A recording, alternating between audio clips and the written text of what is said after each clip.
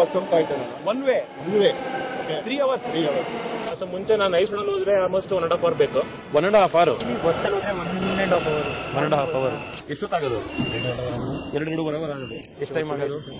Almost 1.5 hours. ನಾವು ಇಲ್ಲಿ 35 minutes. ನಮಸ್ಕಾರ. ಸುಮಾರು 1 ತಿಂಗಳ ಹಿಂದೆ ಇದೇ ಮೆಟ್ರೋ ಸ್ಟೇಷನ್ ಹೊರಗಡೆ ನಿಂತು ಇದೇ ಜಾಗದಲ್ಲಿ ಯೆಲ್ಲೋ ಲೈನ್ ಅನ್ನ ಆಗಸ್ಟ್ 15 ಒಳಗಡೆ ಓಪನ್ ಮಾಡಿಸಲೇಬೇಕು ಅನ್ನುವಂತ ಸಂಕಲ್ಪ ಮಾಡಿದ್ವಿ.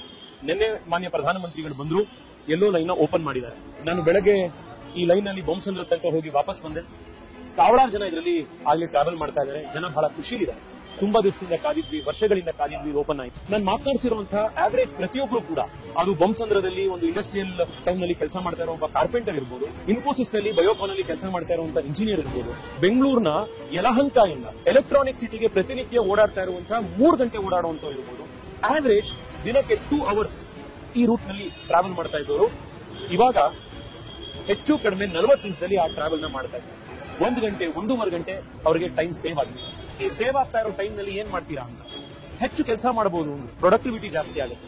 ಮಳೆಯಲ್ಲಿ 1 ಗಂಟೆ ಸಿಕ್ಕಾಕೊಳ್ತಿದ್ವಿ ಸರ್, ಈಗ ಮೆಟ್ರೋಲಿ ಬರೋದ್ರಿಂದ ಕಂಫರ್ಟಬಲ್ ಆಗಿ ಮನೆ ತಲುಪಬಹುದು. It is more comfortable. ಇನ್ನೊಬ್ರು ಒಂದು ಮಗು ಹಿಡ್ಕೊಂಡಿದ್ದವ್ರಿಗೆ ಕೇಳಿದೆ, ನಿಮಗೆ ಸಿಗ್ತಾ ಇರೋ ಅಡಿಷನಲ್ 1 hour ಅಲ್ಲಿ ಏನ್ ಮಾಡ್ತೀರಾ ಅಂತ. ಮಗು ಜೊತೆ ಫ್ಯಾಮಿಲಿ ಟೈಮ್ ಕಳಿಬಹುದು ಅಂತ.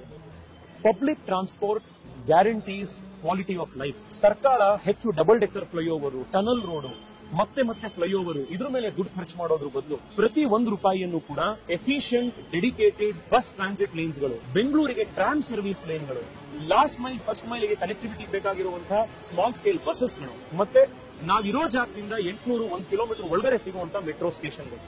ಇದನ್ನ ನಾವೆಲ್ಲರೂ ಸೇರಿ ಮಾಡಬೇಕಾಗಿದೆ. ಇನ್ನು ರಾಜ್ಯ ಕೇಂದ್ರ ಅಂತ ಹೇಳಿ ಹೊಡೆದಾಡದಲ್ಲಿ ಮೆಟ್ರೋ ಎಷ್ಟು ಇಫೆಕ್ಟಿವ್ ಆಗಿ ಎಷ್ಟು ಬೇಗ ಕಂಪ್ಲೀಟ್ ಆಗುತ್ತೆ ಅನ್ನೋದ್ರ ಕಡೆಗೆ ನಾವೆಲ್ಲರೂ ಸೇರಿ ಕೆಲಸ ಮಾಡಬೇಕಾಗಿದೆ. The cost escalations because of metro delay ಅದು ಆಲ್ಮೋಸ್ಟ್ 100%. 2004ರಲ್ಲಿ phase 1 it was around 6,000 crore. ಅದು ಕಂಪ್ಲೀಟ್ ಆಗುವಷ್ಟೊತ್ತಿಗೆ 14,000 ಕೋಟಿ ಆಗಿದೆ. ಫೇಸ್ 2 2014 ನಲ್ಲಿ ಇನಿಷಿಯಲ್ ಕಾಸ್ಟ್ 20,000 crores, ಕಂಪ್ಲೀಟ್ ಆಗುವಷ್ಟೊತ್ತಿಗೆ 40,000 ಕೋಟಿ ಆಗಿದೆ. ಇದು ಯಾರು ದುಡ್ಡು? These are questions that we must ask.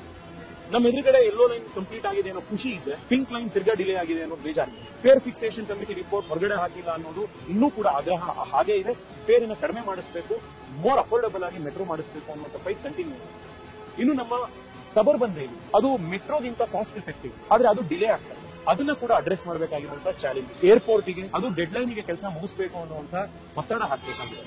Face 3 ನಿನ್ನೆ ಶಂಕುಸ್ಥಾಪನೆ ಆಗಿದೆ, ಬಟ್ ಆ ಕೆಲಸ ಆದಷ್ಟು ಬೇಗ ಕಂಪ್ಲೀಟ್ ಮಾಡಬೇಕಾಗಿದೆ, ಶುರು ಮಾಡಿಸಬೇಕಾಗಿದೆ. ಆ 44 ಕಿಲೋಮೀಟರ್ಸ್ ಲೂಪ್ ಕಂಪ್ಲೀಟ್ ಆದ್ರೆ ಒಂದು ಕಂಪ್ಲೀಟ್ ಮೆಟ್ರೋ ಸರ್ಕ್ಯುಲರ್ ರಿಂಗ್ ಬೆಂಗಳೂರಿಗೆ ಕಂಪ್ಲೀಟ್ ಆಗುತ್ತೆ. ನಮ್ಮ ಏನಿರ್ಬೇಕಾಗಿರೋದು ಇಷ್ಟೇನೆ, ಬೆಂಗಳೂರಿನ ನೀವು ಯಾವ ಭಾಗದಿಂದ ನೀವು ನಿಮ್ಮ ಮನೆ ಹತ್ರದಿಂದ ಹೊರಗಡೆಯಿಂದ ನೀವು ಎಲ್ಲಿ ನಿಂತಿರ್ತೀರಾ ಆ ಜಾಗದಿಂದ ವಿಥಿನ್ 1 ಕಿಲೋಮೀಟರ್ ನಿಮಗೆ ಒಂದು ಮೆಟ್ರೋ ಸ್ಟೇಷನ್ ಸಿಗಬೇಕು. That is when travel in Bengaluru will be comfortable, efficient and most importantly ಸಾಮಾನ್ಯ ಜನರ ಕ್ವಾಲಿಟಿ ಆಫ್ ಲೈಫ್ ಇಂಪ್ರೂವ್ ಆಗುತ್ತೆ. ಈ ಪಬ್ಲಿಕ್ ಟ್ರಾನ್ಸ್ಪೋರ್ಟ್ಗೆ ಹೋರಾಟ, ಪಬ್ಲಿಕ್ ಟ್ರಾನ್ಸ್ಪೋರ್ಟ್ಗೆ ಸರ್ಕಾರದ ಜೊತೆಗೆ ಜನಪ್ರತಿನಿಧಿಗಳ ಜೊತೆಗೆ ಒತ್ತಡ, ಒಂದು ಮೂವ್ಮೆಂಟ್ ಹೀಗೆ ಕಂಟಿನ್ಯೂ ಆಗಿ ಎಲ್ಲ ಬೆಂಗಳೂರಿಗರಿಗೆ ಮತ್ತೊಂದ್ಸತಿ ಕಂಗ್ರ್ಯಾಚುಲೇಷನ್ಸ್.